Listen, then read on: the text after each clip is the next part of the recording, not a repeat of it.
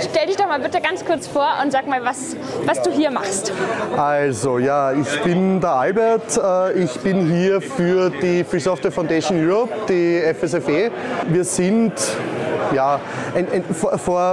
sind jetzt etwas über 20 Jahren entstanden, einfach auch als europäische Vertreterin für die politischen Belange freier Software, dass man halt das Ganze auch im politischen Umfeld vorantreiben kann, eben teilweise nationale Dinge, aber auch jetzt auf Europaebene, wobei wir auch durchaus auch schon mit UN-Gremien zu tun hatten. Wenn sich das ergibt, machen wir auch das. Eine der Kampagnen, die wir halt auch schon seit einiger Zeit betreiben und die uns auch nach wie vor sehr wichtig ist und die, glaube ich, auch langfristig sehr wichtig sein wird, wäre Public Money, Public Code, wo es ganz einfach darum geht, wenn ich jetzt schon als Gesellschaft Geld ausgebe für Software, jetzt sei es in der Verwaltung, sei es bei irgendwelchen anderen hoheitlichen Aufgaben, passiert es halt schlicht und ergreifend so, dass du über die Zeit doch einiges an Software ansammelst, die halt auch teilweise angepasst werden muss, teilweise auch speziell entwickelt wird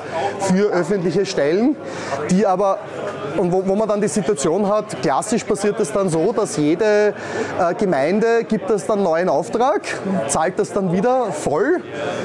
Das gehört dann wieder entweder einer kleinen lokalen Firma oder, wenn man Pech hat, halt auch wieder irgendeinem internationalen Konzern.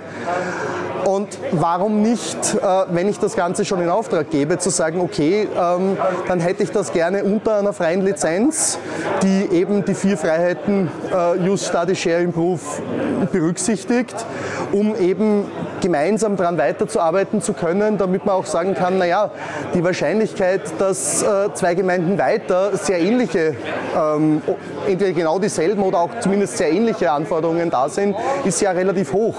Warum kann man dann nicht gemeinsam daran weiterarbeiten und eben so Ressourcen sparen? Da geht es jetzt, ja, ich meine, öffentliche Gelder sparen ist das eine, aber halt auch per se Ressourcen sparen ist ja so oder so einfach ein guter Punkt. Also das ist jetzt so eine der spezielleren Anwendungen des Ganzen. Wir haben natürlich auch ein paar andere Projekte.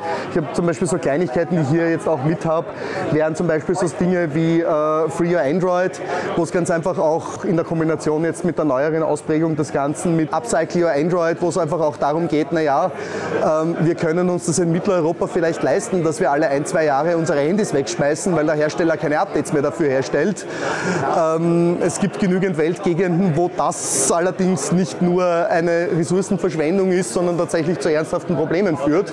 Auch da noch einmal ist es vielleicht sogar noch wichtiger als jetzt in Mittel- und Westeuropa. Kannst du noch mal konkret sagen zu diesem Android-Upcycling-Projekt? Was konkret macht das? Wenn ich so ein typisches Android-Handy kaufe, dann kann ich meine, es ist ein bisschen besser geworden. Inzwischen hat man zumindest Garantien, wie lange sie das unterstützen. Aber ich habe halt so das Problem, wenn ich so ein typisches Handy kaufe, bei sehr vielen Herstellern kriege ich halt für 1-2 Jahre Updates. Und dann stellt sich sehr stark die Frage, kann oder soll ich das Handy noch benutzen?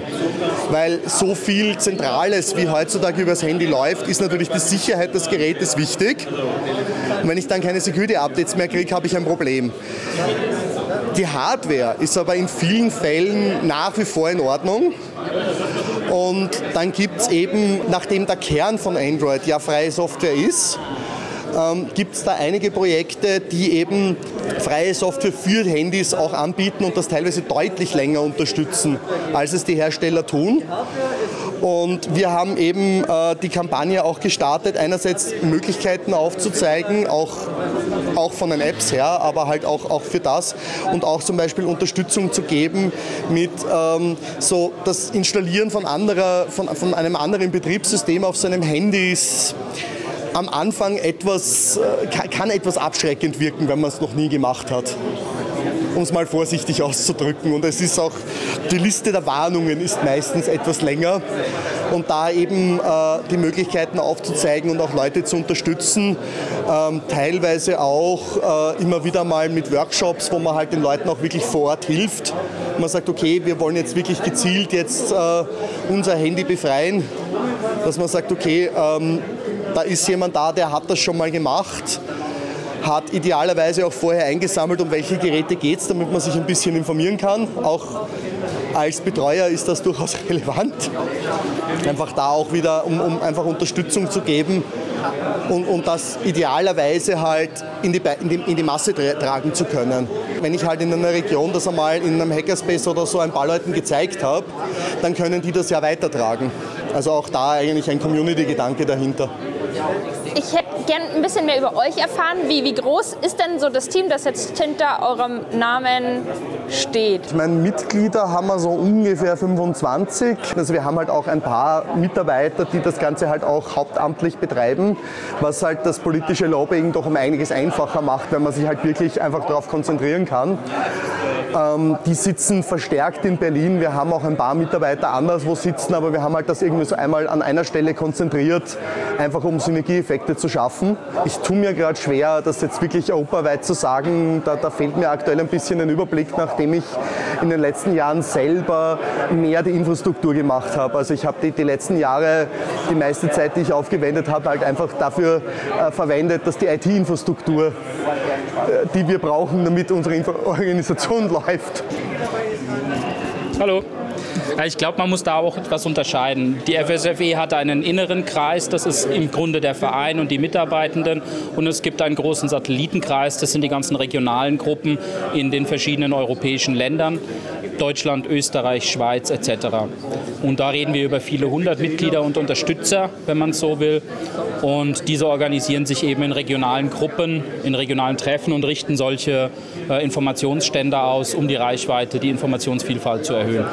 Also so sind wir organisiert und ich denke, so muss man das begreifen. Also die Unterstützungsleistung der FSFE bezieht sich natürlich auf Entwickler, bezieht sich auf die Politik an sich, auf die Veränderungen in der Wahrnehmung von freier Software und Open Source Software.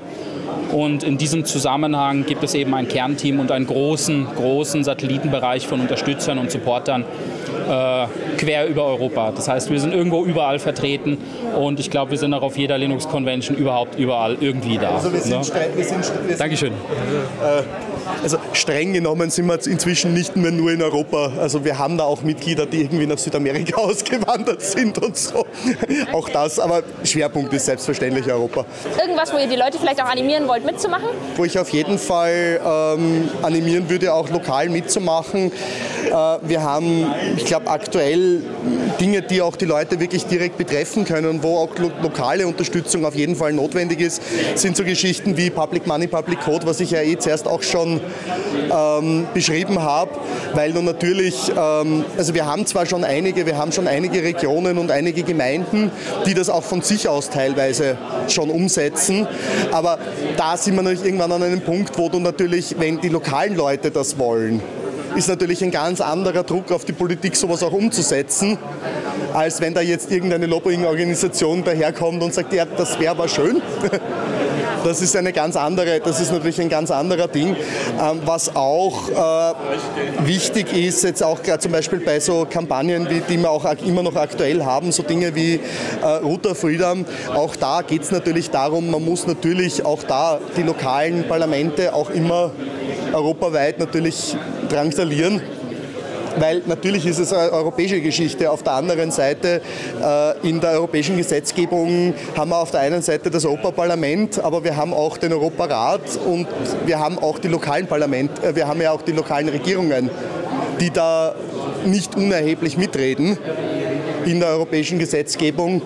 Daher würde ich auf jeden Fall, das ist jetzt vielleicht nicht viel software-spezifisch, auch dazu aufrufen, sich auch sozusagen mit der Europagesetzgebung zu beschäftigen und da auch zu schauen, dass man den Leuten auf die Zechen steigt, damit sie nicht sagen können, ja, das ist aber aus Brüssel gekommen, da können wir nichts tun. Cool. Vielen Dank.